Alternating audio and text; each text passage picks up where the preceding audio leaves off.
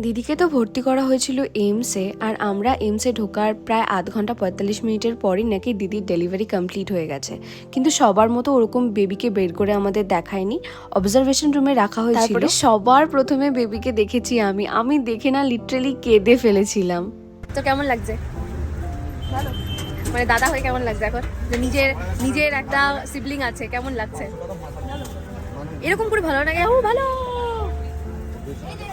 কি ভালো, এরকমই ভালো, তাহলে মোটামুটি ভালো, মানে প্রচন্ড ভালো। কি করবি ফার্স্ট দেখবি যখন, কি করবি? চুমু দিবি না কিন্তু, ওটা আমি দেবো। বেবিকে দেখে আমি যখন বেরোলাম তখন বিকেল হয়ে গেছিল। তারপরে আমরা গিয়ে একটু বাইরে ডিম পাউরুটি খেলাম, একটু চাও খেলাম। আমরা আবার দিদির কাছে যাচ্ছি, আমরা এত খুশি তোমাদের বলে বোঝাতে পারবো না। সবাইকে সব জানানো হয়ে গেছে, এখন বেশ কিছুক্ষণ থাকবো, প্রচুর ফোন আসছে।